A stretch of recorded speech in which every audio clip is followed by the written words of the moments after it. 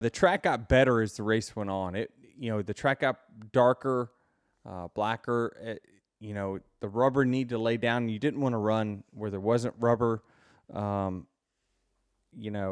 think that we were in for probably a fantastic finish. It just started heating up when the rain came, and a lot of started heating up came from a couple different factors. One was we all knew the rain was coming, so everyone got told, pedal to the metal, get to the front. Yep. And the other was the track started cooling off, the tires started adhering to the track a little bit better, and everyone's car started getting more comfortable. So the very first run of the race, you could just see everyone's car was on complete edge. We were all over the place, and we didn't really run too wide that much just because the cars were so unstable by themselves, in the pack. And but as it cooled off and as the track started to lay rubber, it started to get more grippy. And the more grippier it got, the more we were able to be aggressive running side by side, 2 and 3 wide. So it stinks because the race, like I said, it was just starting to get hot, starting to get good. And but we had another rain shortened race, which is a bummer for sure.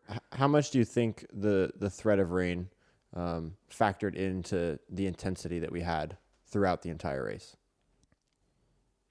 Because it did seem like everyone's information on the rain was a little bit different. Well, my first question is screw the rain. Tell me where the lightning is, because that's what we always stop for first, right? Is the lightning a certain distance away? And then really when the caution, so when we didn't go back green, we were running under caution. I was like a race fan. I'm like, what are we doing? We're just, and evidently Chris Gabehart comes on and it's like, well, evidently a few drivers are talking about drops on their windshield. And he says, well, how is it? I says, Chris, be honest with you, I didn't even notice it till you said it. It was that small, right? I think, the counter to that is, well, then if you run the risk of running a Daytona type incident where it was just out of nowhere, bam, you go from zero rain to completely drenching the racetrack. I don't know that was the type of rain that we were going to see here. I think the Daytona, it was even evident from the radar that it was all going to be there at once. It was going to be nothing and then pouring.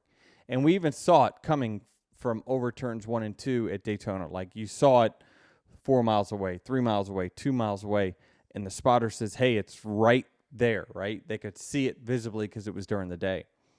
Atlanta, it was going to drizzle before it rained, and it did. But I think NASCAR's just going to err on the side of more caution now because of that incident at Daytona. Right. The question is it worth it? Is it worth sending the drivers back out there to run 5 to 10 laps, change a couple positions, and then them get caught behind the 8 ball in the rain, and then you have a mess, and then the whole night is kind of ruined because... Yeah, I don't know the answer to that either, because, should William have won the race? I think it was just because he stayed out, right? Yeah. He was one of the cars that stayed out, and there was a bunch of cars that were staying out. McDowell stayed out. He was about to run out of gas, I think. I don't know. I don't know the answer to that and what's the right answer. Certainly we've had some finishes that, the orders got mixed up because of rain, right? And so I'm not sure. William, if he had enough laps, he probably would have drove up there. He was fast enough to do that. But yeah, it's not. There is no perfect answer to it. There were definitely drops falling when we pulled in for the red flag. So yeah, I'm not sure how many laps they would have got in if they decided right from the get-go, we're going to do this. One of the ones, I guess, was when I got spun, I think there was 5 or 6 laps left in the end of the stage. I don't know that there was any damage from either one of our cars, was there? Because why are we running? I mean, Bowman's tires went down, I believe, after the contact. Okay. So he had damage driving around the racetrack again. Okay, so he dropped debris on the track? I would think so. I would think so. You think so or you know so? Well, I'm replaying the crash in my head, and when he's spinning through the infield, he doesn't have damage. At least he didn't spin through the infield. I did. Yeah, but you both kind of. Okay. I don't know. He ran into you. You spin, and then he runs into you. He locks his tires up, runs into you, and then they cut away. And then when they come back, he's dragging his car around the track. All right. Yeah. So there was damage. I thought on the plane, I was thinking, why were we under caution for so long that time? But I think they also just wanted to finish the stage. Oh. Okay. Halfway. So just extend it and say, all right, well, this is the end. Hey. I don't know. Threat of rain coming, they finish the stage under caution. Okay.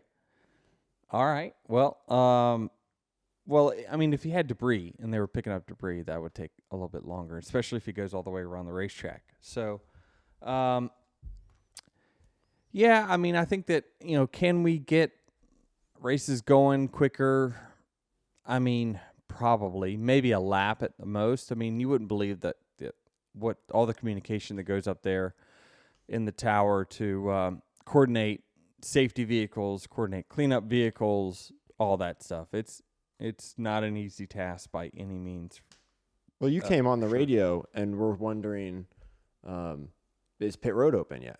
Right? You were having a conversation with Chris on the radio about pit road not being open. That's right. And now that I remember, they were down in turns 3 and 4 on the apron doing something. I don't know if they were picking up pieces, but yeah, pit road was not open because of that. I mean, I was actually debating and even thinking about it with Chris that should I, even after I'd spun, like I didn't think my tires were really hurt at all. I didn't have any vibration. I was like, I should just stay out. even though I wrecked, like just to stay out, and we had enough fuel. So that's where the strategies came from, was that Byron and such, it was about 35 laps to go at the end of stage 2. There was a group of cars. I was the first to I saw the field coming, then I pulled down. Came to pit road. There was about 18 to 20 of us that pitted that were able to make it past the end of stage 2. So, like, we thought if you pit now, you're probably going to have rain before your fuel runs out, even though it was going to put you at an awkward time of pitting in stage 3. We didn't care because we didn't think it was going to get to that point. And when I spun, he's like, is anything wrong? I said, my wheels clocked a little bit to the left.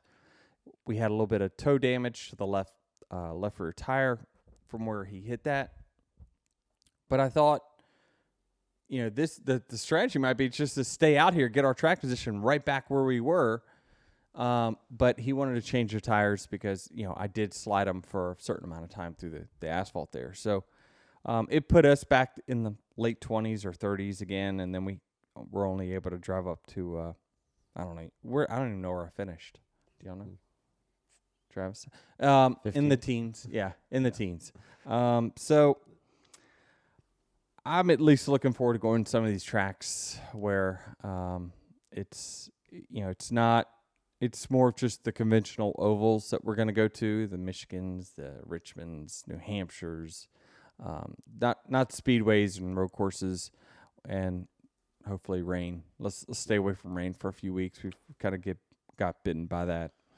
When the team tells you, or when Chris tells you that there's rain coming, does that change the way you make moves and race the race? Yeah, I mean, he told me you got to go. Like, we might get in a wreck, but you got to go. And typically on road or on speedways, well, in years past, I used to just kind of hang back and wait on some of the wrecks to happen, thin out the field a little bit, get rid of some of the manufacturer alliances to where, there's not 80 Fords and, 60 Chevys out on the track, and then have more of a level playing field. Then I go race with them. speedway racing in general is just a lot different than that now because you can only, Daytona, Talladega, you're running too wide most of the time, and it's just log jam where you can't go anywhere. So you have to run up front all day, or at least attempt to. That's for sure.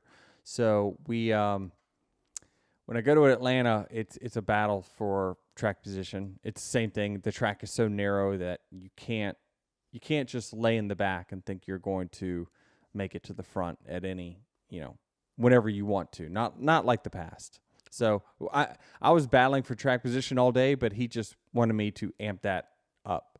So is it more of a helpless feeling then? If you can't move to the front as easily, like, hey, there's rain coming. Okay, and now I got maybe 5 to 10 laps, but I can't really do anything. Well, like, yes and no. I mean, you can, but you have to take more risk to do it. You have to put yourself in some 3 wide situations that you're putting yourself or your competition probably at a higher risk of wrecking. But other drivers are certainly, which is why I went 3 wide. If you look, like the C-Bell went up the racetrack up to the 3rd lane. And the field was running in the middle, the bulk of the cars, and so I was just running middle. That's where I wanted to be. My car up high was not good at all. I was so loose. I didn't want to go up there with him. And so Alex was down on the bottom, and I'm running, and I'm trying to stay with the 20, and he shoots up high, and I'm like, well, I can't go up there. I'm gonna open up the door for everyone behind me. And, B, I just, the middle lane's where I want to be. And so when he did that, I shot through the middle, and then that's when the 48, got loose under us. He was actually really fast, but he needed to be by himself. Like his car was super unstable, and, just needed to be tighter in general. Do you, last one about racing when the rain is coming, knowing that so you may not be the one that wants to take the chances, right? But knowing that other drivers are going to take chances and open up doors for you, just should get Taylor a mic. Your hands were fidgeting, so. So that's where she gets it from. She got me a fidget toy, to little stress ball here. You were wrapping the cord around your finger. I was? Oh yeah. Like this? All right. Taylor has more fidget toys than anyone I know.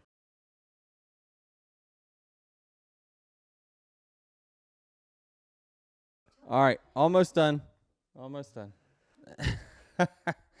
What I was getting at was that even though you may not be the driver that wants to put yourself in precarious situations, knowing that other guys will, right, and you account for that. Being like, okay, I know that this guy's going to do this. Yeah, no, now. sometimes you end up in a 3 wide middle situation because the person in front of you just wants to go, and they're going to take any avenue. And if the field, when I say the field, the leaders set the lines, right?